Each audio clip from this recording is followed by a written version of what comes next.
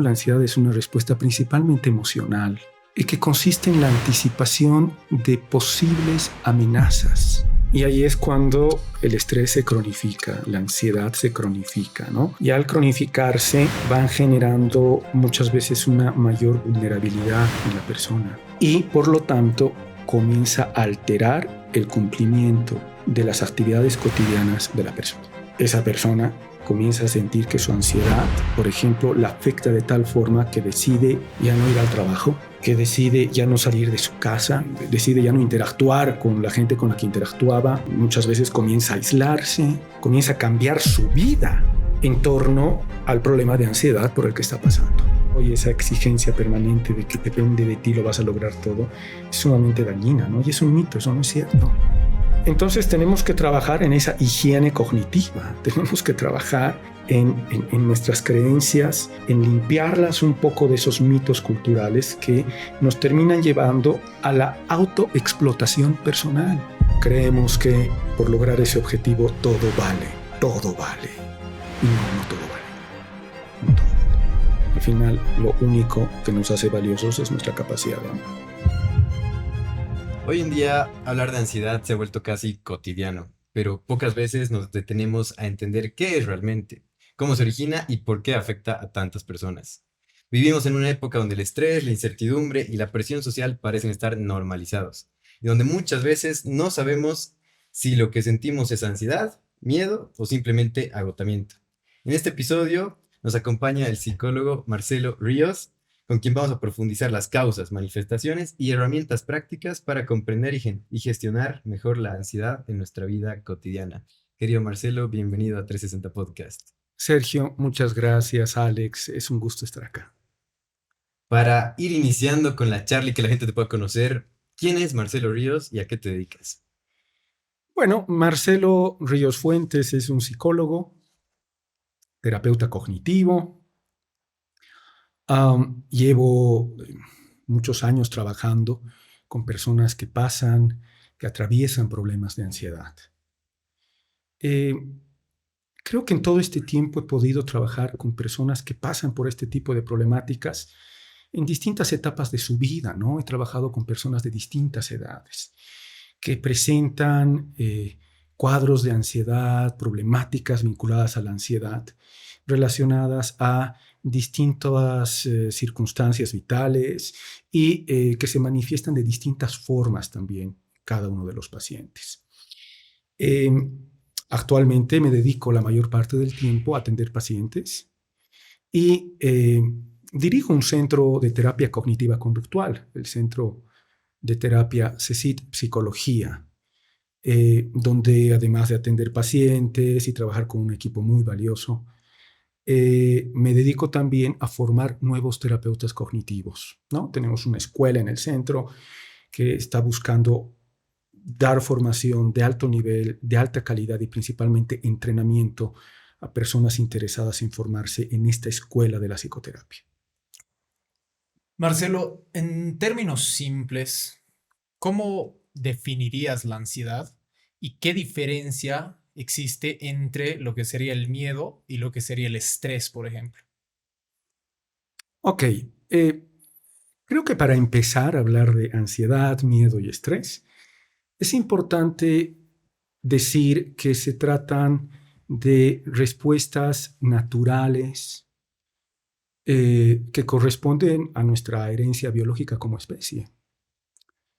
Eh, Cumplen una función muy importante para nuestra supervivencia y para nuestra adaptación al medio. Nos permiten, por ejemplo, adaptarnos a las exigencias del entorno, nos permiten responder, anticipar y prevenir posibles situaciones que generen un riesgo o un peligro para nuestra supervivencia, ¿no? Y por ese motivo es que eh, las ejecutamos con cierta naturalidad cotidianamente y funcionan muy naturalmente en la vida de todos nosotros, ¿no? Um, y ya si hablamos específicamente de la ansiedad, tenemos que hablar de una respuesta, ¿no? La ansiedad es una respuesta principalmente emocional que consiste en la anticipación de posibles amenazas. Esta respuesta nos permite prevenir, prepararnos para posibles riesgos. Y claro, es una respuesta, por lo tanto, sumamente adaptativa y sumamente vinculada, como decía, a nuestra supervivencia. Si la diferenciamos del miedo y del estrés, claro, vamos a encontrar que el miedo es una respuesta también emocional. El miedo es una de las emociones básicas, ¿no? Pero el miedo se centra más en estímulos, situaciones que son percibidas como peligrosas y que pueden ocurrir de forma inminente. El miedo se centra más en detectar, se activa más ante peligros inminentes, más que todo centrados en el presente, ¿no? O más en tiempo real, digamos. Más en tiempo real, más ubicados en el presente. A diferencia de la ansiedad, que lo que hace es anticipar. La ansiedad es prospectiva, ¿no? Porque se centra más en el futuro, en ir identificando señales que anticipen algún tipo de amenaza futura. Y claro, si comparamos a ambas, a la ansiedad y al miedo con el estrés es más una reacción psicofisiológica, ¿no? Que se da ante ciertas exigencias o demandas de nuestro entorno. Es la forma como respondemos a las exigencias, demandas del entorno, que muchas veces tienen que ver con el cambio de contexto, con el cambio, ¿no?, de algún tipo de circunstancia del entorno que puede ser desafiante. Claro, en el estrés no necesariamente están presentes peligros ni amenazas, ¿no? Simplemente son exigencias a las que tenemos que adaptarnos y esto nos hace experimentar muchas veces el estrés en lo cotidiano, ¿no? Claro. Como una tensión ante una exigencia. Experimentamos el estrés como algo que nos tensiona, ¿no? Y que está vinculado a una exigencia. Tanto esta exigencia, que puede ser un estímulo, una situación demandante, ¿no?, como algún otro tipo de aspecto que está asociado a la activación del estrés, es algo que denominamos estresor, ¿no? Entonces el estrés es una respuesta ante un estresor concreto. Y bueno, al final, tanto estrés, miedo y ansiedad se solapan muchas veces, ¿no? E interactúan y pueden ocurrir con cierta simultaneidad. Puede suceder que ocurran al mismo tiempo. Me gusta dar este ejemplo justamente a los terapeutas cognitivos con los que trabajo, formándolos para la intervención en problemáticas relacionadas a la ansiedad. Y este es el ejemplo de un paciente, ¿no? Un paciente que estamos en un contexto de una crisis económica. Es un paciente que a principios de año viene a consulta y me dice: Marcelo, quiero que trabajes conmigo porque estoy pasando por una severa ansiedad, ¿no? Y claro, hacemos un poco la valoración, el diagnóstico, y encontramos que le estaba pasando muy mal. Y él me comenta, ¿no? Me dice: en mi trabajo han comenzado a despedir gente. Han comenzado a retirar gente. Y yo he preguntado si me va a tocar a mí, si esto tiene que ver conmigo, y mis superiores me han dicho: no, no tiene que ver contigo, no te asustes, ¿no? Pero yo he comenzado a ver cómo van retirando gente de mi trabajo y no sabes, eso me ha comenzado a intranquilizar. Claro, estos son los términos como la gente habla de esto en lo cotidiano, ¿no? Porque no van a hablar las personas, diremos, desde un lenguaje más académico, más clínico. No, el lenguaje cotidiano. Bueno, esta ansiedad que comenzó a tener, porque comenzó a tener problemas de insomnio, comenzó a tener problemas musculares, de sudoración permanente, de no poder muchas veces quitarse la preocupación y el sobrepensar sobre que podían despedirlo de la cabeza, ¿no? Estaba con eso. Un buen día viene a terapia y me dice: Marcelo, me han citado para mañana. Mañana me han pedido que tengamos una entrevista a mis superiores. Y bueno, no sé qué va a pasar. Bueno, al día siguiente me escribe para decirme que sentía mucho miedo. Tengo mucho miedo de lo que va a pasar en esta entrevista. Y claro, yo le respondí, le di algunas pautas de cómo manejarse en la entrevista. Me llama después de la entrevista y me dice, me han despedido, Uy. he sido despedido. Hasta ahora podemos ver desde una perspectiva un poco más externa el miedo y antes la ansiedad que sentía este paciente. La ansiedad y el miedo. Decíamos que el miedo se activa ante un peligro inminente en la entrevista. En cambio, la ansiedad era más ¿no? una anticipación de lo que podía pasar porque él veía que a sus compañeros lo estaban despidiendo. Miren ustedes, ¿no? Y claro, una vez que lo despiden, comienza a afrontar una serie de demandas, ¿no? Me decía, ¿cómo voy a pagar ahora la deuda del banco? ¿Cómo voy a hacer para responder a las necesidades económicas de la familia? Tengo un ahorro y mi esposa me ayuda en los pagos, pero todo estaba tan bien organizado. Y comienza a afrontar cada día una serie de demandas, ¿no? Que lo estresan bastante. Cada vez que tenía que pagar algo se sentía muy estresado porque tenía que hacer el cálculo de que ahora puedan abastecer con el presupuesto familiar todos los requerimientos, diremos, del hogar. Y bueno, ha estado en esa situación alrededor de 5 semanas, 6 semanas. Y después de moverse mucho para buscar trabajo, encuentra un trabajo, ¿no? Pero una situación crítica como la que estamos atravesando en el país a nivel económico, pues es realmente tener mucha suerte. Consigue el trabajo, además un muy buen trabajo, ¿no? Dada su experiencia, era una persona que tenía mucha experiencia, ¿no? A partir de que consigue el trabajo, lejos de desaparecer los síntomas por los que estaba pasando, de preocupación, etcétera, se mantienen y vuelve a tener insomnio, ¿no? Para entonces, una vez que consiguió el trabajo, ya habíamos terminado un primer ciclo de terapia. No lo vi y estaba muy contento porque consiguió trabajo y habíamos avanzado mucho en el manejo de la ansiedad. Pero claro, tuvo una recaída, claramente.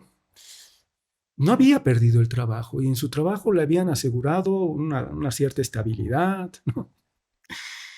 Claro, cuando vuelve semanas después, me dice, Marcelo, tengo miedo, en sus términos, ¿no? De que me vuelva a pasar esto, de que me despidan. Tengo miedo de que me vuelvan, y sabes, estoy de nuevo con estas tensiones musculares, estoy de nuevo sudando todo el día, lleno de ideas invasivas sobre que me pueden despedir, etcétera, y se vuelve a activar una respuesta ansiosa, ¿no? Entonces, miren cómo la ansiedad, el miedo y el estrés, ¿no? Van Se van interactuando. intercalando.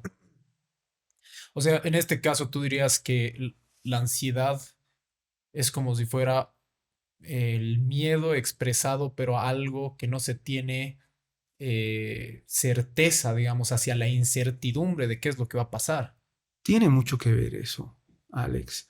De hecho, el estímulo que ocasiona la ansiedad muchas veces es mucho más difuso, ¿no? No es tan fácil de precisar como en el miedo o el estrés. Okay. Entonces, la ansiedad se caracteriza porque su activación no está tan clara en relación a qué está generando la ansiedad. Algunas veces sí, podemos establecer claramente una situación, cierto tipo de estímulo, pero muchas veces no. E incluso a veces se activa de forma contraria a la evidencia con la que cuenta la persona, ¿no? Como en el caso de este paciente que había conseguido un nuevo trabajo, que le habían ofrecido estabilidad, ¿no? Él comienza a anticipar que no, puede volver a pasar, me puede volver a suceder y no, ¿qué voy a hacer, no? Y ha vuelto a Ahí está caer la en ese ansiedad. ciclo muy rápido. Lo que pasa es que han sido muchos cambios en poco tiempo, ¿no? Y en el proceso de manejar nuestra ansiedad, pues es todo un camino en el que hay subidas y bajadas, ¿no? Y entre esas bajadas puede ser que vuelvas a caer en estos pensamientos que a veces invaden la cabeza y que terminan de alguna manera haciendo que una situación tenga la posibilidad de generar, ¿no? La respuesta de ansiedad, no solamente emocional. Y esto es importante aclarar esto. Hace un momento daba una definición de ansiedad. Esa emoción, que es principalmente el núcleo, diremos, de la ansiedad, está acompañada de pensamientos y conductas. Por eso algunos autores plantean a la ansiedad como un sistema complejo de respuesta. Así lo denominan. ¿Por qué? Porque hay varios niveles interactuando. Está la emoción, claramente aversiva de la ansiedad, ¿no?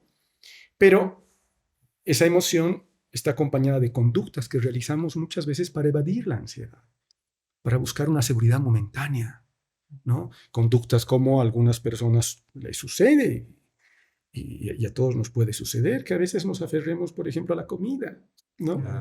Cuando estamos ansiosos, comenzamos a comer más, Entonces, ¿no? eso es buscar alguna forma de evadir eso, ya sea con Sí, comida o... exacto. Esas conductas son conocidas como conductas de búsqueda de seguridad, las llamamos.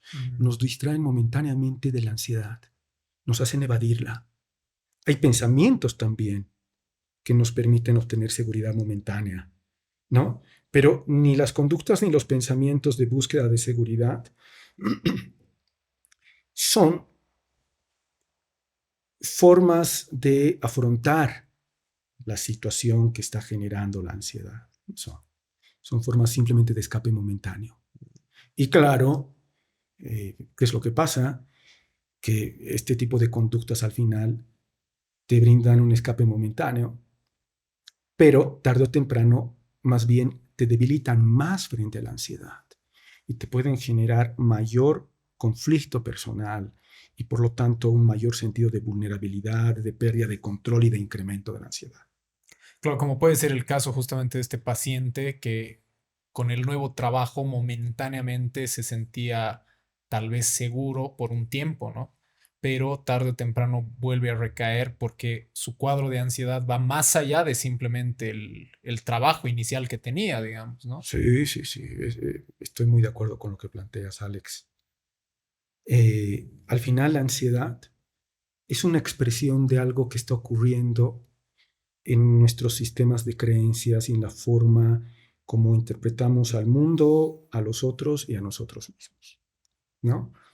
Y en el caso de este paciente habían cosas muy, muy en el fondo de las creencias que tenía sobre sí mismo, en el sentido de que, por ejemplo, el no ser proveedor en su casa lo ponía en inferioridad de condiciones respecto a su pareja, a sus amigos que todavía tenían trabajo. Imagínense, ¿no? Como una creencia respecto a tu masculinidad, diremos, ¿no? Puede estar en la base de la vulnerabilidad y de la susceptibilidad que tienes de padecer ansiedad. ¿Cómo? Entonces, claro, cuando trabajamos la ansiedad tenemos que entrar hasta ahí. Las creencias. Sí, porque yo podría decir, no, ya tiene trabajo, una maravilla, bien. Y no se resuelve con eso. O sea, qué bueno que haya vuelto a tener trabajo. Pero en el fondo, si no trabajas en estas creencias que están en la base, ¿no? De la ansiedad, que tienen que ver con muchas veces actitudes rígidas e inflexibles que tienes hacia la vida, hacia ti mismo, hacia los otros, etcétera, pues sigues expuesto a que cualquier otro tipo de situación te vuelva a generar el mismo tipo de respuesta, ¿no? ¿Tú crees, Marcelo, que la mayor causa de ansiedad es por algo que simplemente la mente de las personas que lo están creando se estás anticipando escenarios trágicos o problemáticas en un futuro, pero es en realidad, si lo racionalizas, es algo muy poco probable, digamos, que suceda todo lo que tu mente está creando, porque al fin y al cabo nuestro cerebro siempre nos juega en contra y va generando mm, escenarios que sean muy problemáticos y que nos causen problemas, pero en realidad, si tú te lo analizas de forma racional, pues es muy poco probable que suceda todo eso que tu cerebro está creando. Eso sería parte de la ansiedad, el crear escenarios que te generen problemas, pero en realidad no son, no están aquí y ahora. O eso es más un tema de estrés simplemente. Bueno, Es muy interesante lo que planteas, Sergio,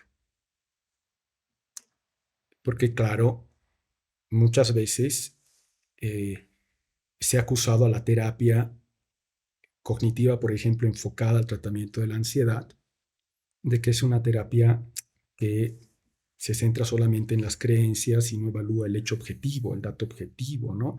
El fenómeno social, cultural, por ejemplo, ¿no? Y, y creo que estas acusaciones tienen que ver con una mala interpretación, en realidad, que se ha hecho de la terapia, ¿no? Una simplificación. La terapia cognitiva no es que no evidencia que pueden haber hechos externos, fácticos, ¿no? Que ya está, la persona de repente no se está inventando. Pensemos ahora en el contexto boliviano, ¿no? La mayor parte de pacientes que estoy atendiendo ahora que están pasando por problemas de ansiedad tienen su ansiedad incrementada, estimulada, generada por las condiciones de la economía del país. Y ese es un hecho objetivo. Claro. Ese es un hecho objetivo. Entonces, no, por favor, y me parece importante aclararlo, ¿no? No es que el sujeto se inventa en su cabeza cosas que van a suceder y ya está, entonces es el sujeto el problema. No es así de ninguna forma, ¿no? Hay un contexto sociocultural y económico hoy en día eh, sumamente amenazante, ¿no? Y que, claro, el que sea amenazante en muchos sentidos, especialmente en lo económico, no quiere decir que no podamos hacer nada para afrontar ese contexto y esos hechos objetivos, ¿no? Podemos hacer. Pero entonces, Sergio, volviendo a tu pregunta, sí, a veces pasa que de repente la anticipación de la amenaza es una anticipación sumamente distorsionada de lo que es posible y probable en el futuro. Y otras veces pasa que en realidad es una anticipación muy válida de lo que realmente puede pasar. Entonces, claro, hay una estructura sociocultural, hay una estructura económica y el sujeto está respondiendo ante eso, ¿no? Y esto nos muestra ya un ir más allá de la consulta, analizar qué está pasando en la estructura social, qué está pasando en la cultura, qué está pasando en la economía, ¿no? ¿Qué efecto tiene en la gente? ¿Cómo pueden influir en el manejo de ese efecto los referentes sociales y culturales, ¿no? Eh, las autoridades, los políticos, ¿cómo pueden influir en todo eso? Pueden ayudar a que ese manejo, ese afrontamiento sea más saludable o más bien van a dificultarle a las personas manejar la situación a nivel de su salud mental. Claro, o sea, ahí, ¿cuáles tú consideras que serían los mayores riesgos, por ejemplo, ¿no? Y las consecuencias de cargar con esta ansiedad, creyendo que tal vez justamente eso, ¿no? Se acercan, por decirte, las elecciones, va a haber cambio de gobierno y ahí se va a solucionar. Entonces estoy a la espera de que eso se solucione, ¿no? O sea, todo lo externo a mí, digamos, ¿no? No las cosas que están bajo mi control. Entonces, partiendo de esa idea, muchas personas creen que, no, debo ser yo, se me va a pasar en una semana, ya voy a estar más tranquilo, digamos, ¿no? En un mes, y así pasan 2, 3, 4 meses, un año, quién sabe, tal vez hasta más de un año. Uh-huh. Y eso continúa, ¿no? Y muchas veces las personas no son conscientes de los riesgos que pueden acarrear cargar con esto durante tanto tiempo sin tratarlo, ¿no? Exacto. Y ahí es cuando el estrés se cronifica, la ansiedad se cronifica, ¿no? Y al cronificarse van generando muchas veces una mayor vulnerabilidad en la persona. Eh, Van acabando los recursos con los que cuenta la persona a nivel emocional para manejar las situaciones y van generando un agotamiento que hace que la persona esté realmente al borde, ¿no? Mm, Creo que podemos hacer cada uno de nosotros algo para mejorar esto, para desarrollar formas de afrontamiento a un contexto que puede ser complicado. Podemos hacer mucho en nuestra salud mental para afrontar, aunque ya en lo externo, pues no podamos hacer tanto, ¿no? Probablemente el voto es parte de lo que podemos hacer, pero si analizamos las posibilidades, las ofertas, las propuestas, diremos, de las distintas candidaturas, ¿no? No sé, se me ocurre que muchos referentes sociales, culturales, actuales en nuestro país muchos políticos, entre ellos, no asumen la responsabilidad de que lo que están haciendo va a tener un efecto en la salud mental de los ciudadanos y que ese efecto en la salud mental se va a ir replicando, porque ese padre de familia va a cambiar su forma de relacionarse con sus hijos, con su pareja. Ese empresario va a cambiar la forma de relacionarse con sus empleados, ¿no? No se dan cuenta que la responsabilidad es alta en una situación de crisis, ¿no? No solamente de saber transmitir una confianza, diremos, objetiva, ¿no? Sino de actuar de una forma estable y adulta ante las circunstancias. Y no es necesariamente lo que estamos viendo, Alex, en muchos políticos, ¿no? O sea, pareciera en muchos casos que no estamos frente a gente adulta. No estamos frente a gente adulta que te va a transmitir confianza. ¿Por qué? Porque en la búsqueda de posicionar ideas, se busca muchas veces la crispación, la polarización, ¿no? La adjetivación que invalida al otro, la adjetivación que te hace creer que nada sirve, que todo está mal, que todo es un desastre, ¿no? Obviamente esto tiene que ver con una cuestión de marketing electoral muchas veces, de posicionar ideas y es complicado eso porque en el fondo en una situación de crisis lo que la población necesita más bien es gente que no priorice tanto el posicionar ideas y el ganar votos o el sensacionalismo que te puede poner en el centro de las cámaras, ¿no? Sino lo que la gente necesita es gente que brinde confianza y estabilidad a la población. Entonces, Alex, Sergio, estamos en una colectivización, podríamos decir, de la ansiedad. Se está generando también por la irresponsabilidad, no solamente, por favor, no solamente de los políticos, también me refiero a muchos referentes sociales y culturales, ¿no? A mí me pasa en el ámbito de lo que trabajo, de la psicología. Y si ampliamos un poco el campo, todo lo que es la autoayuda, el crecimiento personal, es un ámbito en el que hoy en día la gente está buscando también posicionar ideas y está buscando a veces hacerlo a través de un sensacionalismo. Y ese sensacionalismo a veces es negar por completo al otro y decir, no, este concepto del que siempre hemos hablado no existe en realidad. Los que te han hablado de eso es una mentira. Claro, la forma de ser muy extremista para que tu mensaje te posicione y funcione. Sí, me estoy refiriendo a esa búsqueda de disrupción, ¿no? Ese liderazgo disruptivo que posiciona ideas rompiendo el statu quo, ¿no? Y diciendo que no, lo que existía antes no sirve, ahora esta nueva idea va a solucionar todo, ¿no? Ese proceso que lo que busca en realidad es posicionar no solamente ideas, sino a personas. A veces es muy irresponsable, a veces es llevado de forma muy irresponsable, ¿no? En el ámbito de la salud mental, insisto, ampliamos el crecimiento personal, la autoayuda. A veces veo gente que adopta esa posición, ¿no? Polarizante, de crispación, de disrupción, de querer cambiar y romper el curso de las cosas, ¿no? Y creo que no contribuye a hacerlo así. Negar al otro, invalidar otros enfoques, otras maneras de ver que le pueden servir a mucha gente, ¿no? No es el camino. Por lo menos desde mi punto de vista, ¿no? Claro. No es el camino. Y yo soy terapeuta cognitivo-conductual, pero siendo terapeuta cognitivo-conductual respeto a todas las otras escuelas y a todas las personas que están haciendo un muy buen trabajo y ayudando a la gente a salir adelante. O sea, mis respetos. Desde el esquema desde el que trabajan, mis respetos. Y yo no estoy aquí para invalidar ni cuestionar lo que la gente está haciendo, con mucho esfuerzo en la mayor parte de los casos. Entonces, también se trata de que demos ese ejemplo de estabilidad, ese actuar como adultos, brinda confianza, ¿no? Claro, probablemente, perdón que lo diga así, pero probablemente no sea reforzada esa forma por el algoritmo, ¿no? probablemente no sea reforzada por el algoritmo.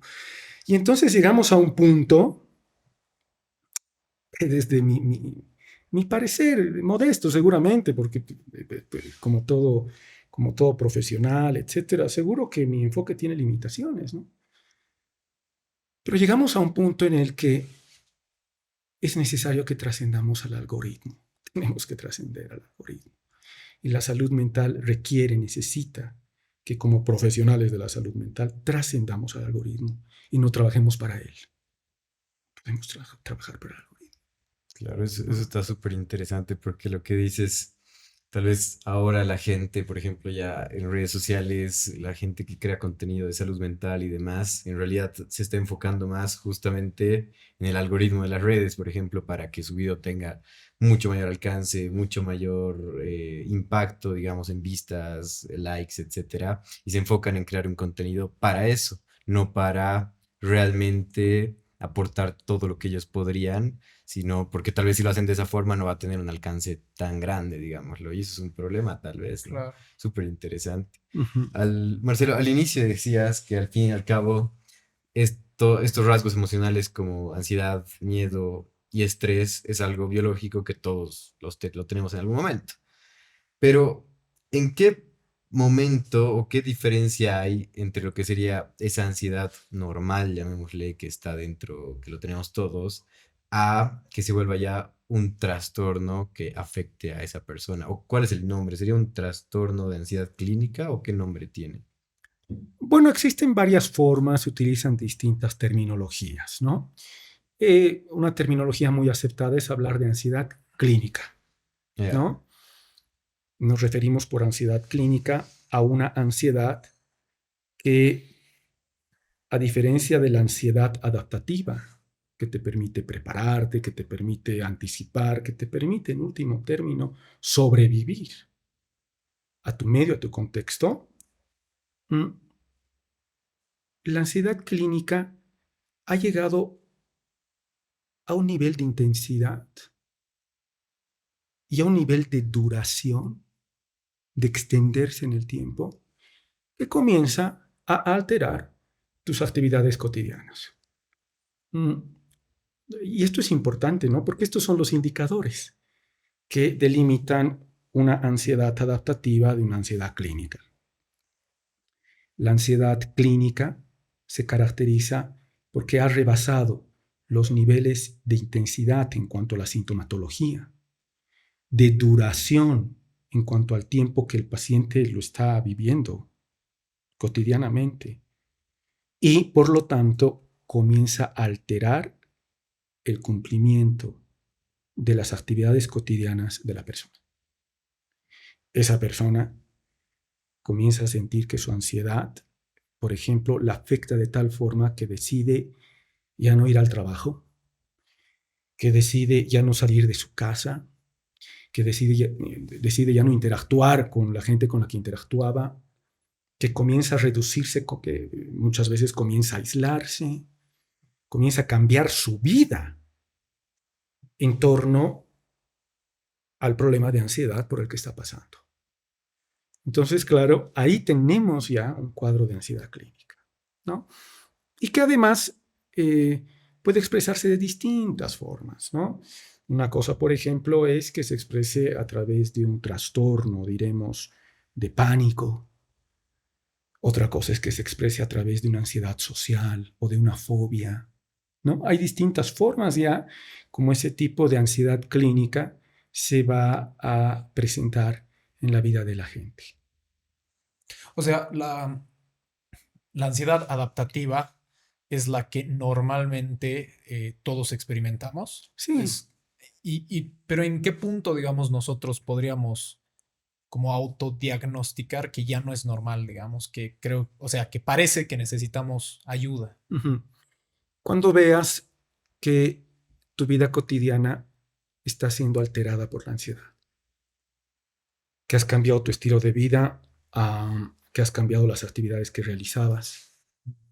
Y muchas veces el input viene de otras personas cercanas a ti que te dicen, ¿Has cambiado? ¿Qué ha has cambiado, pasado? ¿qué está pasando? ¿No? Ya no quieres salir, ¿qué ha sucedido?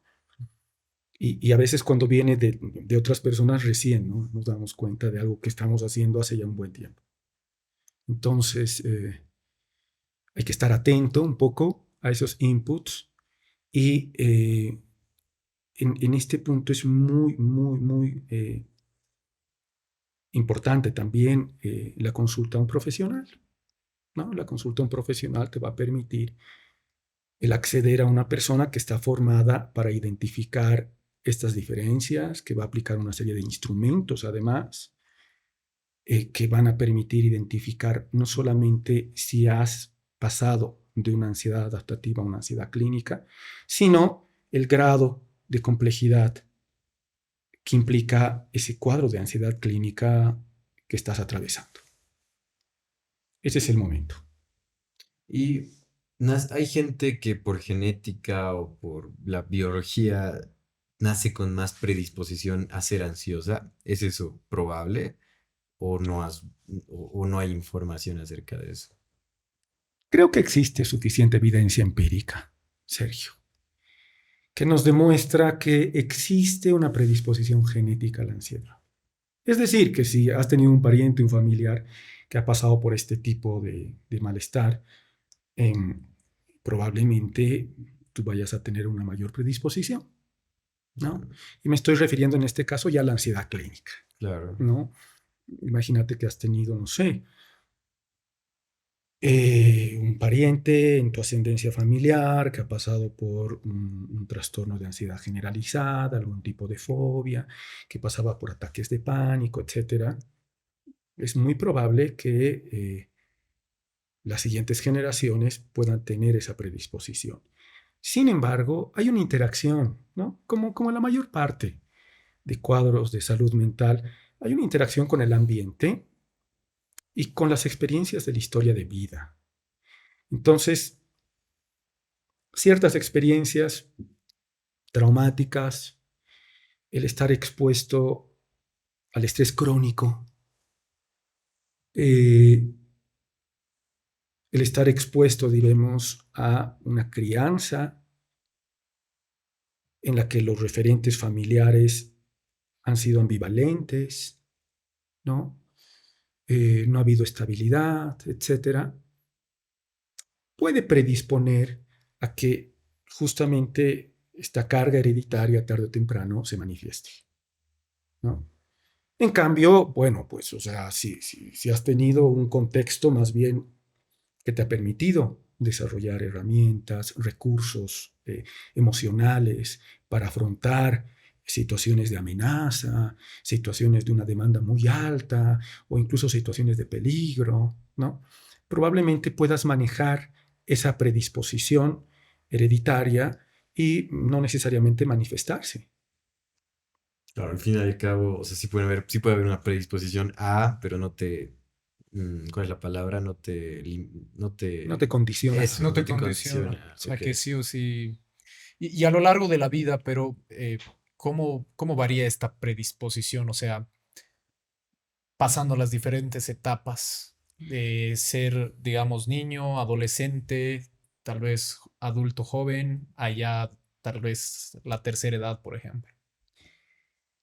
Bueno, eh, a lo largo de las distintas etapas de nuestro ciclo vital, estamos expuestos a distintas situaciones que pueden ser consideradas amenazantes, ¿no? Y esto tiene mucho que ver con también las premisas culturales eh, planteadas como exigencia para su cumplimiento en distintas etapas de la vida, ¿no? Puedo marcar, diremos, una comparación. Pongámonos a pensar entre lo que sucede con la ansiedad de un niño o de un adolescente que están expuestos a dar mucha importancia a las relaciones con sus pares. Y lo que ocurra ahí va a ser determinante para su estabilidad emocional. Y comparemos esto con las personas adultas que de repente están muy expuestas igual a sentir mucha incertidumbre o percibir amenaza en vínculos de repente ya más laborales o más de pareja, ¿no? Es decir, según la etapa del ciclo vital, un poco las situaciones que pueden percibirse como amenazas van cambiando, ¿no? Claro. Pero la sintomatología, la respuesta, diremos, fisiológica, emocional, cognitiva y conductual, hasta cierto punto es parecida entre las distintas etapas. Hay diferencias por etapa. Por ejemplo, pongámonos a pensar en un niño, en un infante, que pasa por episodios de enuresis secundaria, ¿no? Que moja la cama al dormir. Esta enuresis secundaria está asociada en los niños a un posible cuadro de ansiedad, ¿no? Probablemente un adulto no va a tener el mismo tipo de sintomatología, pero sí va a mostrar otro tipo de sintomatología. Justo de eso te quería preguntar, Marcelo, a ver, mencionas eso de los niños, por ejemplo, ¿no? Que puede ser un síntoma fisiológico de la ansiedad, por lo que entendí. ¿Cuál sería el síntoma o los síntomas más comunes que se presentan, síntomas fisiológicos en adultos, que sean a raíz de la ansiedad? Bueno, hay varios, ¿no? Un poco van variando además según el tipo concreto de ansiedad por el que Ok, pasa. Pero diremos como que en líneas generales, Sergio, los síntomas fisiológicos tienen que ver con palpitaciones, esta sensación de aceleración del ritmo cardíaco, ¿no? Sudoración permanente, tensión muscular, afectación del sueño, diremos en lo fisiológico, ¿no?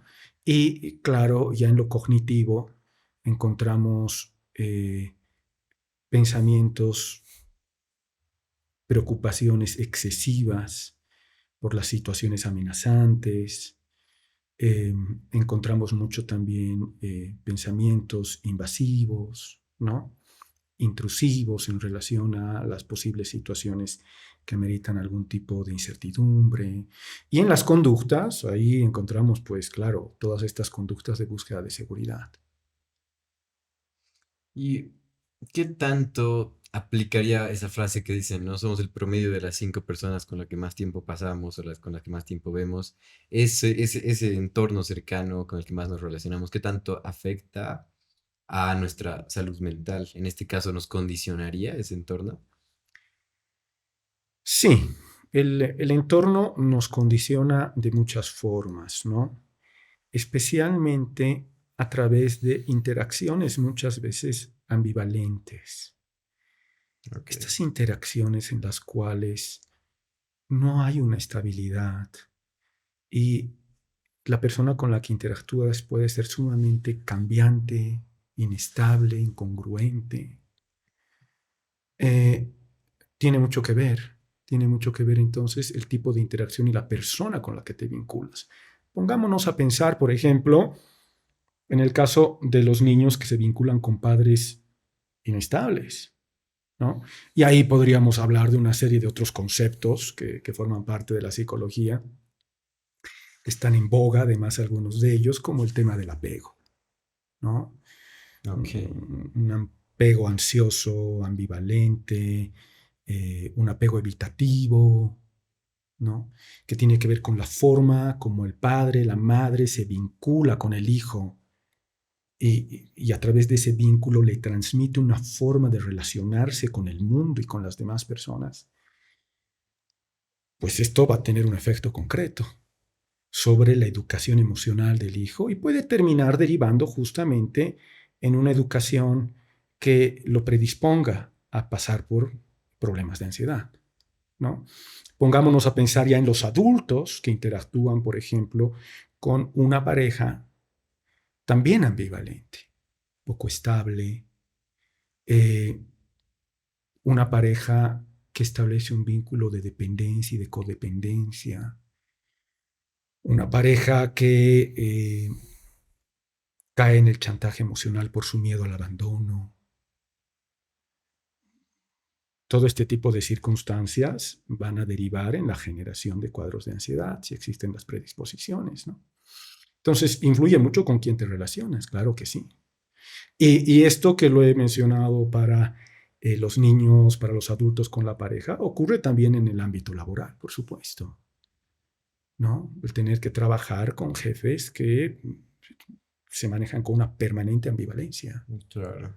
¿no? No sabes qué hacer, no sabes cómo responder, y eso va generando un sentido de amenaza después de haberte expuesto durante un cierto tiempo probablemente a un alto nivel de estrés. Entonces nuestras relaciones son determinantes, tienen mucho que ver. Sin embargo, podemos hacer algo independientemente de las relaciones que tengamos, y ese algo que podemos hacer tiene que ver un poco con nuestra higiene cognitiva, ¿no? La higiene cognitiva, ustedes saben que cognición tiene que ver con los procesos vinculados justamente al procesamiento de información por el cerebro, muy asociados al pensamiento, ¿no? Entonces, claro, ahí están, volvemos al punto que habíamos mencionado, ¿no? Nuestras creencias, nuestras actitudes, ¿no? Lo que pensamos, por ejemplo, de una situación va a influir en cómo manejamos, cómo afrontamos este tipo de relaciones. Entonces ahí, eso es importante y me parece importante decirlo al público que nos está viendo, ahí podemos hacer mucho. Y trabajar esas creencias y trabajar ese tipo de pensamientos nos van a ayudar a tomar decisiones también que favorezcan nuestra salud mental en relaciones, por ejemplo, en las que estemos expuestos a personas que no contribuyen necesariamente a nuestra salud mental. Claro, claro. ¿Y qué opinas sobre ese discurso actual que hay sobre la autoexigencia para lograr el éxito y, o sea, esa forma desmedida que ahora vemos de querer todo rápido y ser exitosos lo antes posible y ese tipo de cosas que uno mismo va viendo, digamos, tal vez de forma externa y lo va asimilando, ¿no? Lo va interiorizando. Yo creo que has tocado el fondo del asunto, ¿no? Porque el fondo del asunto es también cultural. Hay una cultura que está reforzando, diremos, estructuras de creencia poco saludables y que nos exponen a la ansiedad cotidianamente, ¿no? Que nos impiden trabajar un poco contraculturalmente, diremos, una serie de mitos que están sumamente aceptados, ¿no? Como esto que planteas, Alex. Uh, el creer, por ejemplo, que solamente si te lo planteas ya está. Solo el planteártelo y el proponértelo te va a ayudar a llegar muy lejos y alcanzar lo que tú te has planteado, ¿no? Este tipo de hoy en día en la cultura popular de las redes sociales se está denominando positivismo tóxico, ¿no? Un poco. Pero ese positivismo tóxico y esa exigencia permanente de que depende de ti lo vas a lograr todo es sumamente dañina, ¿no? Y es un mito, eso no es cierto. No es cierto en absoluto. Eh, entonces tenemos que trabajar en esa higiene cognitiva, tenemos que trabajar en nuestras creencias, en limpiarlas un poco de esos mitos culturales que nos terminan llevando a la autoexplotación personal. Esa cultura de la autoexigencia, ¿no? Del ir más allá, de que solo si te lo propones lo vas a lograr, ¿no? Es en realidad una cultura validada por la gente, por las redes sociales, ¿no? Que nos lleva a una enajenación de nosotros mismos, a una autoexplotación que termina rompiendo el vínculo que tenemos con nosotros, un vínculo que tendría que ser de autocuidado. Creemos que por lograr ese objetivo todo vale, todo vale. Y no todo vale, no todo vale.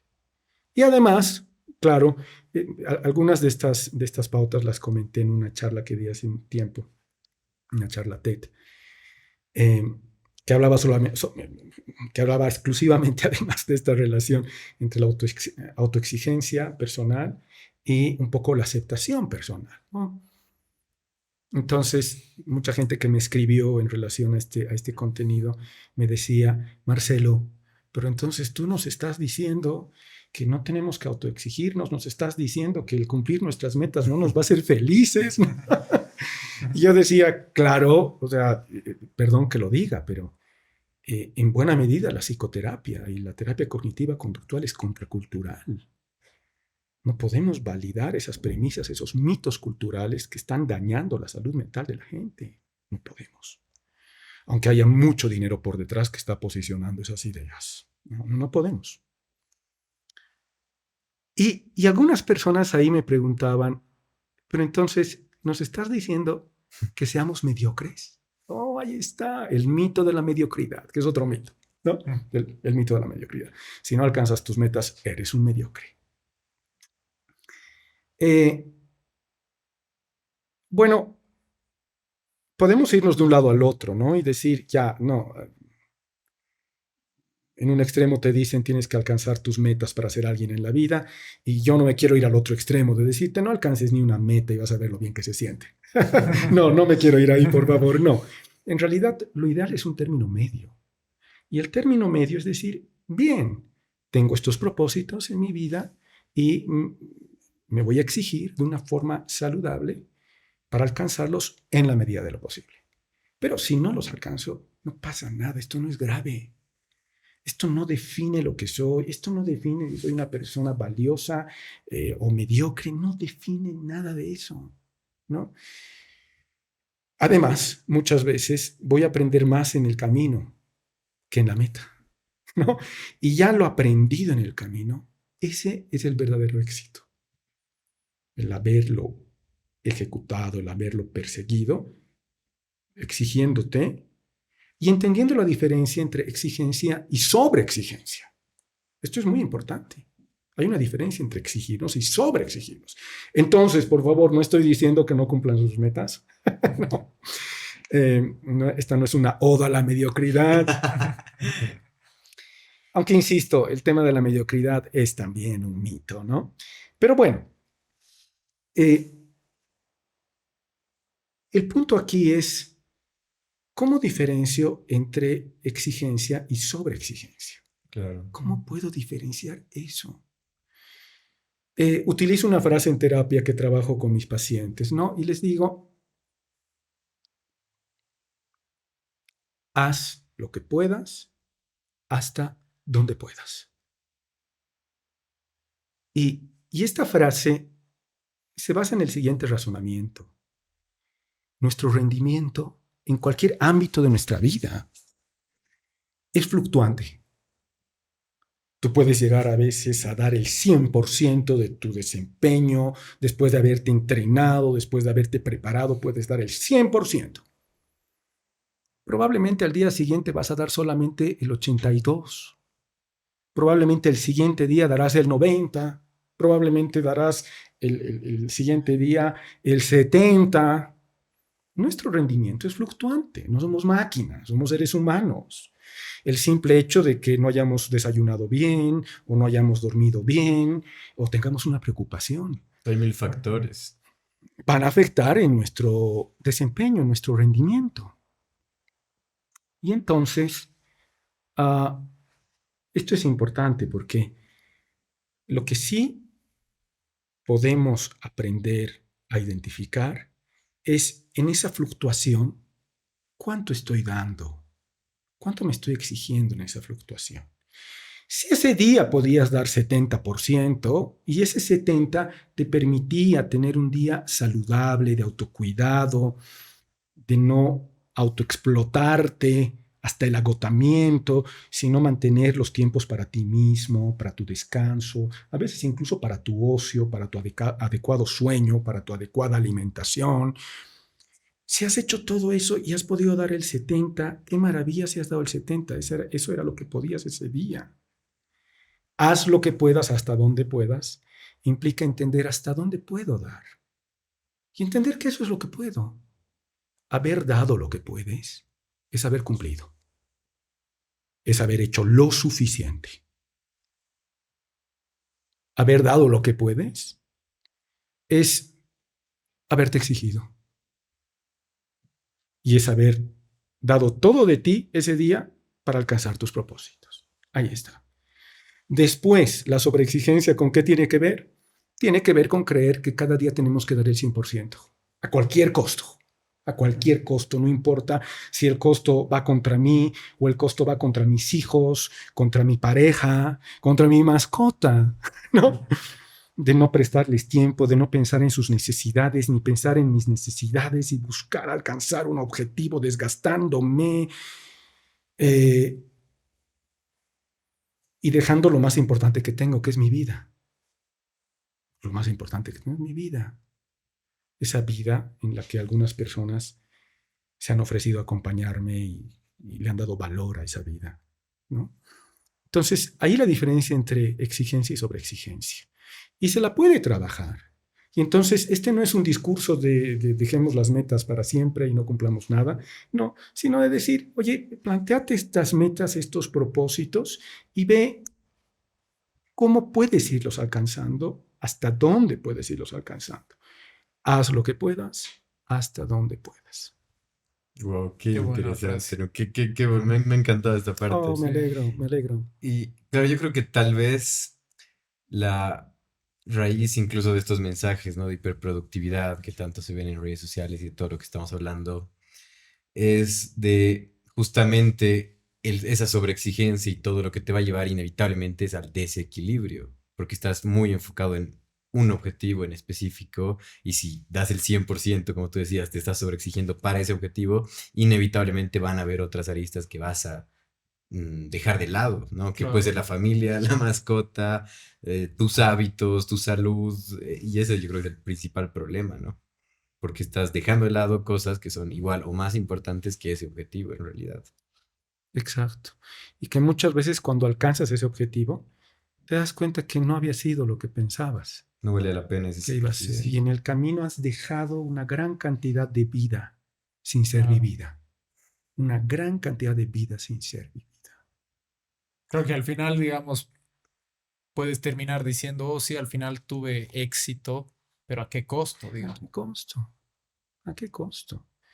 Entonces, claro, ahí entra esta lógica de este mito cultural de solo si alcanzas tus metas serás feliz.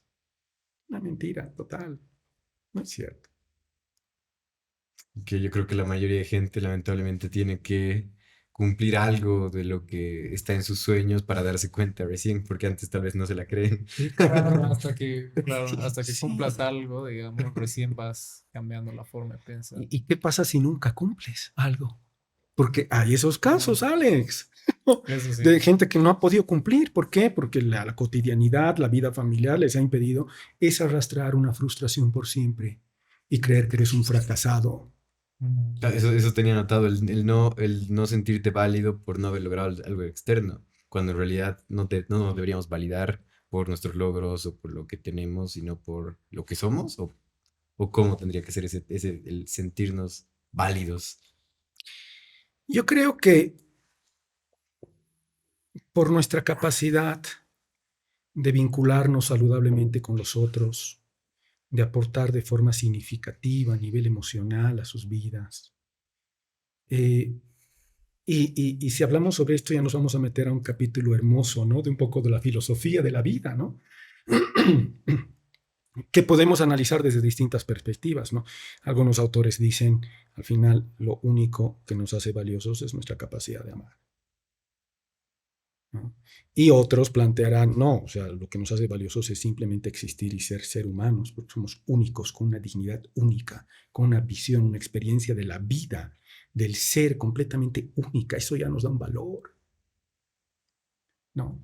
Claro, eh, importante no centrar nuestro valor en un hacer concreto también, ¿no? A veces creemos que somos valiosos porque hacemos, ¿no?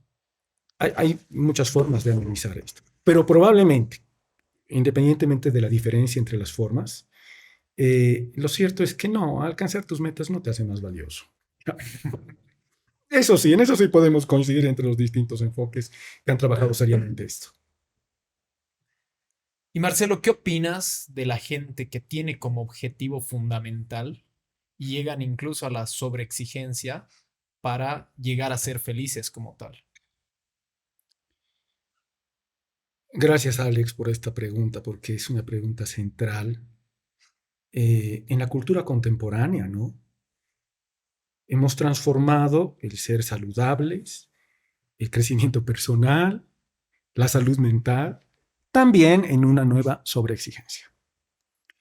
Y operamos con ella como operamos con cualquier otra meta de productividad, de éxito material, de reconocimiento social, de esa trascendencia que buscamos en nuestra profesión, ¿no? Operamos de la misma forma, sobreexigiéndonos y castigando muchas veces a los demás por no acompañarlos en alcanzar esa meta. Entonces, no podemos hacer de nuestra salud mental una cuestión de rendimiento, de desempeño, de ser eficientes, ¿no? He compartido un video recién en mi canal, en YouTube, en Instagram, sobre este tema justamente, ¿no? Que por favor, si alguien quiere visitarlo, bienvenido. Eh, claro, lo que pasa es que la cultura está presionando tanto ahora para que nuestra nueva meta sea ser felices, ¿no? Que comenzamos a creer que vivimos para ser felices. Y perdón que lo diga, pero yo creo que ustedes, muchachos, son ya grandes, todos son, y la gente que nos está viendo, por favor, ya nos hemos dado cuenta que no puede ser una meta el ser felices, que la vida en realidad no consiste necesariamente en ser feliz. No. Aunque hay, yo me atrevo a decir, mucho dinero detrás de eso hoy en día y mucha gente trabajando en esto, creo que haciendo cosas valiosas, ¿sí? Y debo decirlo, por favor, sin desconocer el trabajo. Podemos confundirnos y creer que el ser felices es la meta final, que hemos venido a la vida a ser felices. Probablemente hemos venido a la vida a otras cosas más realistas que al ser felices, ¿no? Probablemente hemos venido a crecer, probablemente hemos venido a desarrollarnos, probablemente hemos venido a aportar, ¿no? Y en ese proceso probablemente encontrar algo que nos brinde felicidad, a veces no nos va a brindar felicidad, a veces nos va a brindar preocupaciones, tristezas, que es muy natural también en la vida, ¿no? Y probablemente todo esto nos lleve a encontrar algún sentido a nuestra existencia. ¿Qué quiero decir con esto? Que no podemos hacer de la felicidad una meta porque no es algo que lo vayas a alcanzar de forma permanente y absoluta siempre. No es así. Es imposible. Es imposible. Entonces, si nos planteamos de otra forma esa felicidad, si nos planteamos de otra forma el sentido de nuestra vida, no como una meta alcanzarla a cualquier costa, vamos a sacar algo tan importante como darle sentido a nuestra vida de esta dinámica cultural del desempeño, de ser eficientes, que de alguna manera vacía de contenido las expectativas más nobles que podemos tener sobre nuestra vida y sobre la condición humana, ¿no? Sacarla de esa dinámica de eficiencia a cuestiones tan importantes como esto, ¿no? Como la reflexión sobre el sentido de nuestra vida, nos va a ayudar a tenerla en buen resguardo, ser más realistas y probablemente ahí sí disfrutar de una felicidad menos impositiva y aceptada culturalmente, ¿no? Esa felicidad que nos brinda la paz de que estamos haciendo las cosas en la medida de lo que podemos. Pero justo eso te iba a decir que creo que ahora mismo en mi caso, digamos, al entender eso de la felicidad, de que los logros no te van a hacer feliz para siempre ni nada de eso, lo que me planteo yo ahora mismo es el tema de no buscar la felicidad, sino buscar simplemente paz, estar tranquilo conmigo mismo, digamos. Y para estar tranquilo conmigo mismo tengo que cumplir, según yo, en todas las áreas de mi vida: trabajo, familia, relaciones, amor, salud, alimentación, deporte, etcétera. Porque si no cumpliera con una de esas, tal vez no me voy a sentir en paz conmigo mismo. Tal vez ahí estoy cayendo incluso en otro tipo de problema. Claro. No, claro, pero digamos, mi mi estrella polar, digamos, mi guía es estar en paz conmigo mismo. Es que yo Pero, siento que más que un problema es el hecho de que probablemente tú lo llamas paz, pero otras personas lo llamarían justamente felicidad, digamos. O sea, el oh, hecho de lo que tú estás buscando, digamos, ¿no? claro, claro. O sea, el Y problema está en buscar, tal vez. yo siento que el problema de la felicidad como tal está en que parece ser algo tan claro y en realidad es algo muy abstracto, ¿no? Sí. Porque está ligado a la subjetividad de cada uno y a una Mm, mezcla con la intersubjetividad de todos, porque creo que en exacto. muy pocos casos la felicidad es objetiva, ¿no? Exacto, y con un punto de vista muy particular entonces, y cambiante, porque Ujú, encima de que cada fluctuante. individuo tiene un punto de vista muy particular, su punto de vista va a ir cambiando a lo largo de su vida, porque la Correcto. vida nos hace cambiar esto, ¿no? Entonces, a veces podemos decir, no sé, eh, y esto es otra entrada, ¿no? Al mismo tema. Yo me he formado en un modelo de terapia cognitiva conductual que se denomina terapia racional, emotiva, conductual, ¿no? Y este modelo que me fascina, ¿no? Que es espléndido, diremos, para responder preguntas incluso de la existencia del ser humano, plantea que hay una creencia irracional muy relacionada a lo que entendemos por rendimiento, por desempeño. Y esta creencia irracional, por irracional me refiero a una creencia que es poco realista, que en realidad no es, diremos, humanamente realizable y no debería ser una expectativa que nos impongamos de cumplimiento, ¿no? Eh, esta creencia irracional es, debo hacer todo bien en todo momento. Debo hacer todo bien en todo momento. Y la expresamos en distintos ámbitos de nuestra vida, de distintas formas, probablemente no con estas palabras. Llevamos esta creencia al ámbito de la productividad laboral, ¿no? Al ámbito de las relaciones laborales, profesionales, debo hacer todo bien en todo momento, todo bien en todo momento, todo. Llevamos esto al ámbito de nuestra salud mental muchas veces, ¿no? Ya, si estoy siendo feliz, pues lo estoy haciendo bien. No, lo estoy haciendo bien. Si estoy yendo al gimnasio, si estoy comiendo bien, lo estoy haciendo bien. Y no, debo hacer todo bien en todo bien en todo momento, ¿no? Cuando no es realista. No es sostenible. No es sostenible. Por lo mismo que decíamos hace un momento, por nuestras fluctuaciones. A veces lo haremos mejor, otras veces no tanto y no pasa nada, ¿no? Entonces, hemos convertido, y esto te lo plantea el modelo TREC, ¿no? La terapia racional, emotiva, conductual. Hemos convertido deseos en necesidades. El deseo de encontrar cierta paz, de vincularte saludablemente a ti mismo, etcétera, es un deseo que no puede volverse una necesidad, porque cuando se vuelve una necesidad, se vuelve una demanda impositiva que te hace creer que si no lo haces, lo estás haciendo mal, ¿no? Entonces, lo ideal es que si lo estamos ya realizando como una creencia irracional, como un Albert Ellis llamaba esto, el creador, ¿no? De la terapia racional emotiva conductual, y llamaba esto un debo absolutista, ¿no? Un debo porque muchas veces se expresa así como algo que nos decimos en nuestro diálogo interno, como debo cumplir, debo hacer, tengo que, yo debería, yo tendría, ¿no? Y absolutista porque suele ser todo o nada, ¿no? Suele ser sumamente impositivo, Tirano. ¿no? Tirano. Entonces, si hacemos de nuestra paz, de nuestra felicidad, de nuestra salud mental, algo que está por fuera de esos devos absolutistas, de esas creencias irracionales vinculadas al desempeño, probablemente las vamos a vivir de la forma más natural y humana posible, ¿no? Como algo que a veces se da, a veces no se da. Para volver estas necesidades nuevamente a su estatus de deseo, es importante dejar de plantearnos esto como un debería, tendría, no, pasar al me gustaría que esto lo pueda realizar, me gustaría, pero si no sucede, si no lo hago hoy, si no lo hago mañana, si no lo hago esta semana, no pasa nada.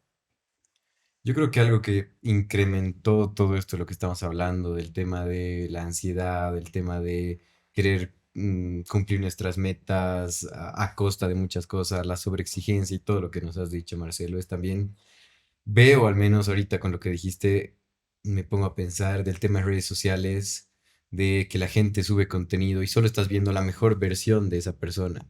Ves a alguien, no sé, se hizo famoso, Ashton Hall se llama, una persona que sube su rutina diaria todos los días, que se despierta a las 4 de la mañana, que sale a trotar, que luego va al gimnasio, que come bien, que hace todo perfecto. Y claro, entonces, ¿qué pasa con nosotros? Estamos viendo a esa versión de esa persona y decimos, ah, ok, yo soy un desastre al lado de él, ¿no? Creo que esa comparación es el gran problema que causa todo esto que nos estás diciendo. Sí, y es una comparación sumamente nociva, sumamente nociva. Eh, es impresionante porque comenzamos a ver vidas ideales, supuestamente sumamente saludables, y ahí, como terapeuta, yo no termino de procesar, les comentó Alex, Sergio, un poco este mantra, ¿no?, de la cultura contemporánea de tienes que ser la mejor versión de ti mismo, ser la mejor versión de ti mismo.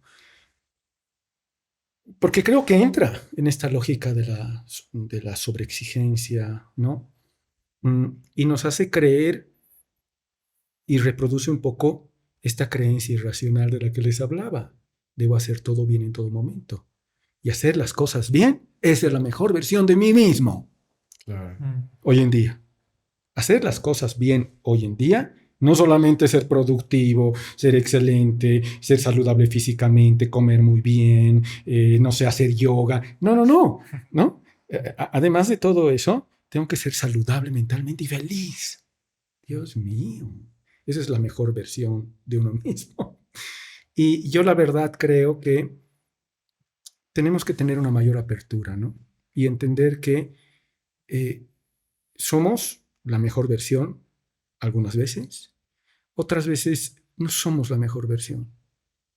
Pero saben, seguimos siendo nosotros, seguimos siendo nosotros.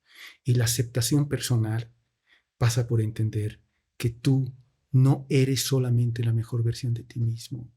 El discurso sobre la mejor versión de ti mismo puede ser engañoso y te puede llevar a la misma lógica de autoexplotación y enajenación personal. Esto tenemos que trabajarlo. ¿Por qué? Porque hay mucha gente que se está dejando llevar por estas nuevas premisas culturales y se está extraviando y se está lastimando y dañando a sí misma. Wow, qué interesante está todo esto. De verdad, gracias por esto, Marcelo. Queríamos, a ver, quisiera seguir ampliando ahí de lo que estamos hablando ahora mismo, pero no quisiera dejar este episodio, uno, por temas de tiempo, sin el tema de lo que hablábamos de la ansiedad. Hablábamos de la ansiedad, hemos definido la ansiedad, hemos dicho los síntomas más comunes, la problemática, las principales de la ansiedad, pero quisiera que toquemos un poco lo que es herramientas prácticas de cómo salir de ahí, cómo mejorar ese estado cuando caigamos en ansiedad, qué hacer, técnicas, no sé, de respiración, ¿qué aconsejas tú para que podamos salir de esos momentos? Muy bien. Lo primero para trabajar ya la parte práctica es entender que cada caso es distinto. ¿Sí? Cada caso tiene que ver con manifestaciones muy particulares, tiene que ver con formas muy particulares como la persona entiende las manifestaciones de ansiedad y tiene que ver con formas muy particulares como la gente ve la vida. Entonces, cada caso en el tratamiento psicoterapéutico y en la terapia cognitiva conductual es distinto y esa distinción eh, hace que tengamos que conectar muy bien con la persona y entender, ¿no?, la naturaleza de las circunstancias en las que vive. A partir de esto, hay varias estrategias que tenemos, ¿no?, para intervenir sobre la ansiedad.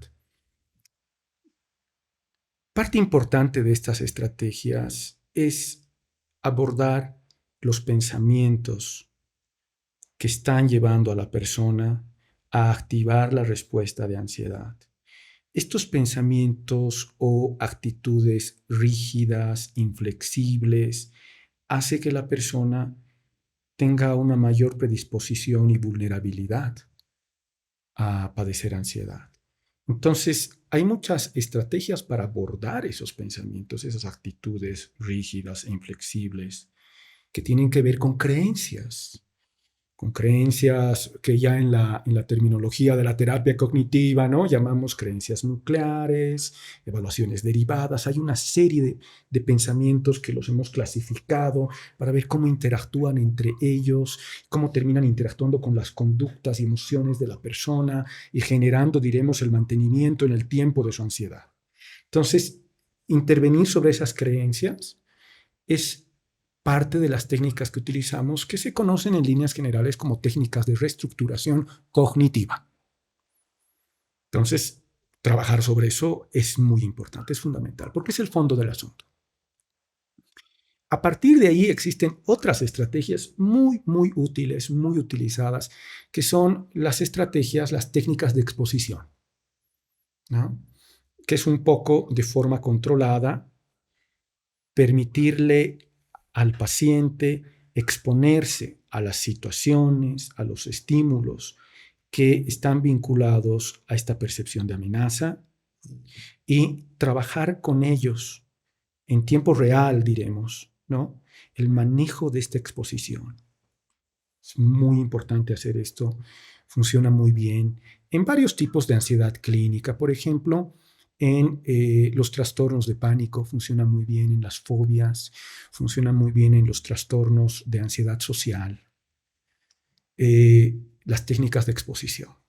Hay varios tipos de técnicas de exposición y entonces esto amerita un seguimiento muy cercano, muy detallado del terapeuta, para que una vez que el paciente se exponga, pues pueda ir manejando su respuesta, ajustándola, adecuándola y trabajando sobre los pensamientos que están interactuando con su respuesta orgánica. Y aquí me parece importante hablarles de algo que muchas veces afrontamos en la terapia y que también hay que saber tratar, ¿no? Lo que sucede es que las amenazas que inicialmente ocasionaron tu respuesta de ansiedad, que se fue convirtiendo poco a poco en ansiedad clínica,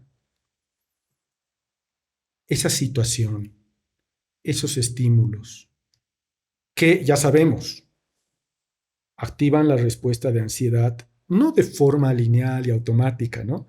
Sino activan esta respuesta por los pensamientos, las creencias que tienes en relación al mundo, a las personas, a ti mismo, ¿no?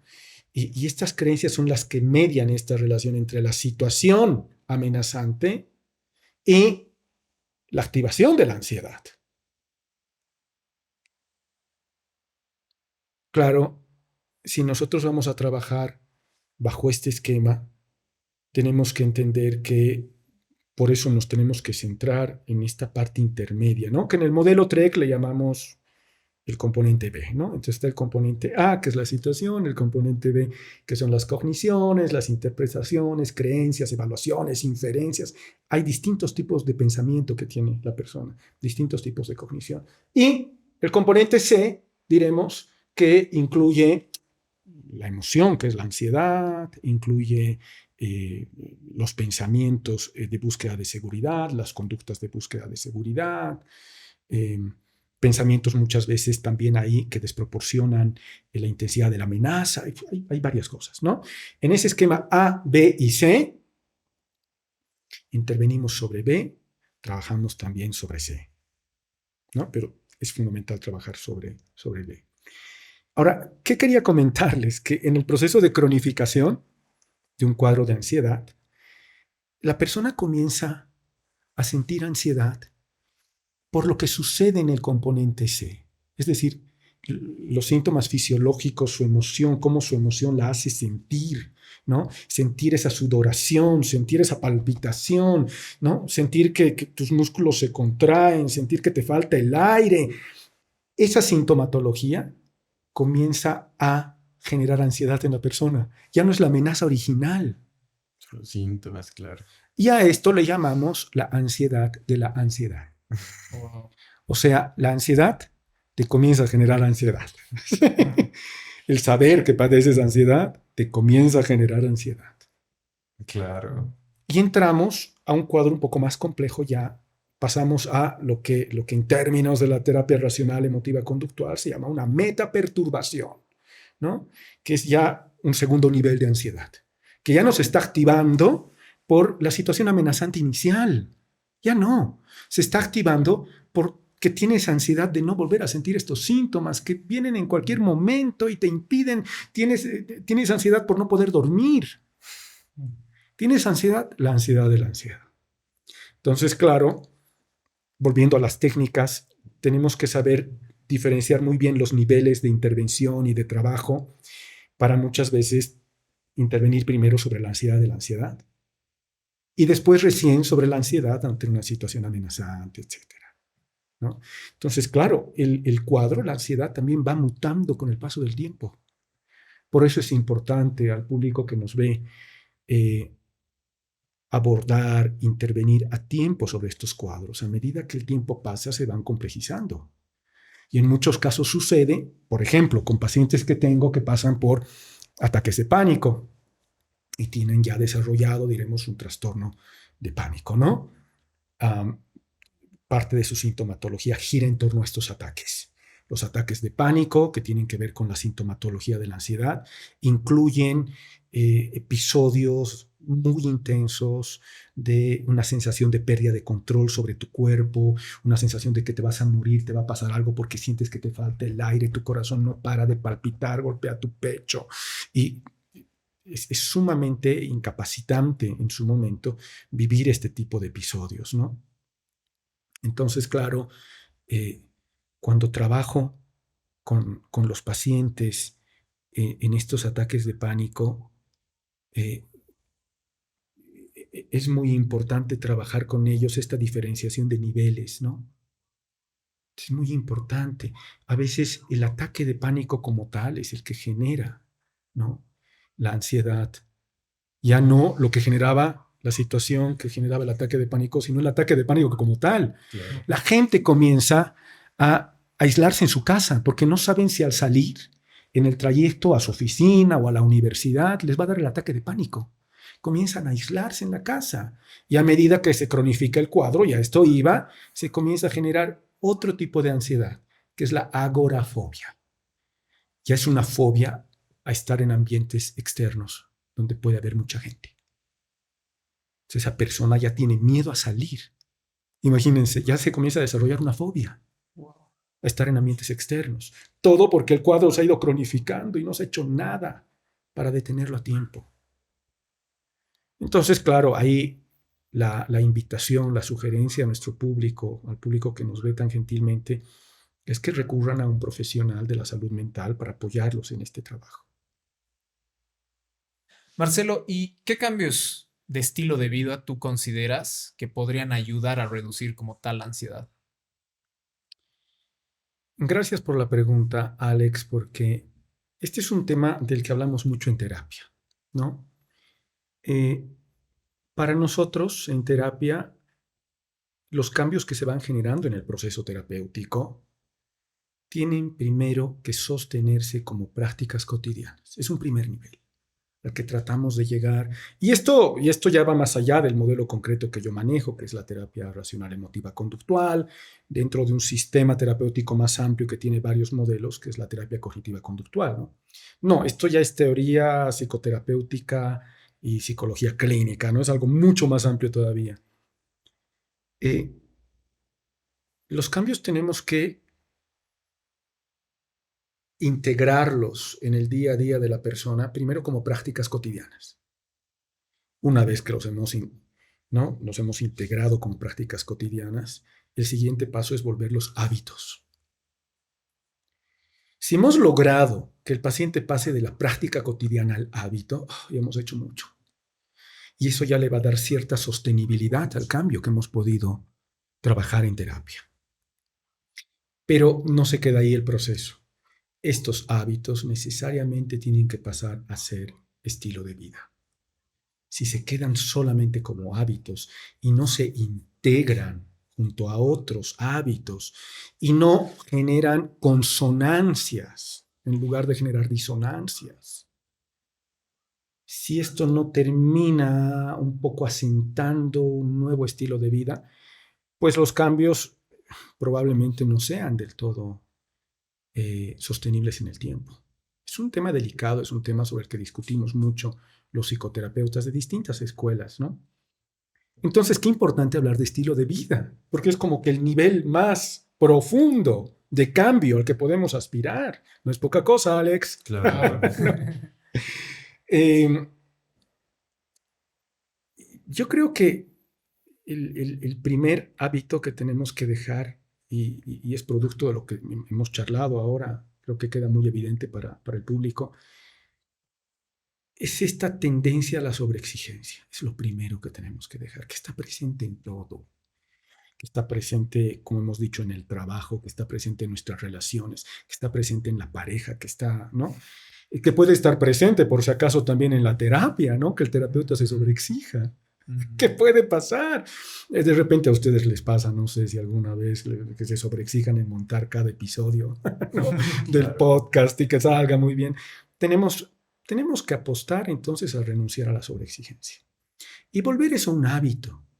Insisto, sin creer que por renunciar a la sobreexigencia nos estamos entregando al fracaso y un poco a la mediocridad. No, no. Ya establecer esa dinámica y estar vigilantes, ¿no? De que en ciertos momentos de nuestra vida podemos tener pensamientos de sobreexigencia, saber identificarlos. Y en esto que llamaba hace algunos minutos, hablé de la higiene cognitiva, ¿no? Esto que llamaba de un poco limpiar y seleccionar qué pensamientos son más saludables y qué pensamientos no tanto. Esta dinámica nos puede ayudar mucho. Ya si logramos eso, es bastante. A partir de ahí, tenemos que cambiar conductas, tenemos que cambiar distintos otros tipos de pensamiento, ¿no? Por ejemplo, en conductas, tenemos que cambiar esas conductas que sabemos que nos evaden de las problemáticas y situaciones que estamos viviendo.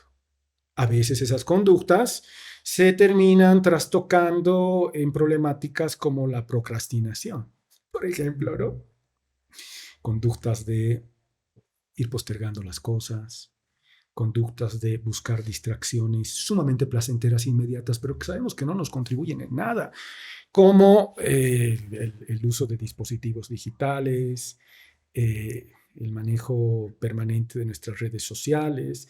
Por favor, que esto no desanime al público de seguir viendo este episodio, ¿no?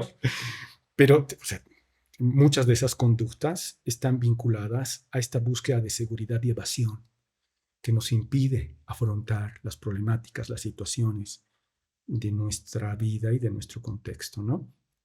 Yo creo que con esas dos cosas estamos haciendo mucho en cambiar nuestro estilo de vida. Lo vamos a hacer con distintos grados de éxito, por favor, no se sobreexijan en dejar de sobreexigirse. No, por favor, no se sobreexijan en dejar de sobreexigirse y sean comprensivos con ustedes, vayan a su ritmo, les digo siempre a los pacientes. Pero vayan a su ritmo, pero vayan. Qué importante, ¿no? Creo que eso es lo inicial. Marcelo, creo que nos has dado una masterclass de ansiedad, de la vida, de la felicidad, de demasiadas cosas. ¿Verdad? Que muchas gracias. Me ha encantado la charla. Yo creo que amerita que coordinemos de acá a un futuro grabar por una segunda vez, Oh, Sergio, porque creo que muchas han quedado gracias. muchas cosas pendientes que teníamos incluso anotadas. Me ha encantado, seguro que al público igual. Vamos a dejar en la descripción el enlace a tus redes sociales, a tu página web, para que la gente pueda contactarte. No sé si te gustaría cerrar con algún mensaje o algo para el público que nos está viendo. Bueno, primero agradecer al público si ha llegado hasta este punto del episodio, de la entrevista, les agradezco, ¿no? Y les agradezco a ustedes, Alex, Sergio, por la oportunidad. Yo creo que la reflexión que quisiera posicionar y que sé que mucha gente la ha encontrado útil es entender que tienes que realizar tu vida, vivirla cada día a partir de esta premisa, ¿no? Haz lo que puedas hasta donde puedas. Hagamos lo que podamos. Hagamos, cumplamos. Hasta allí hemos cumplido. ¿no?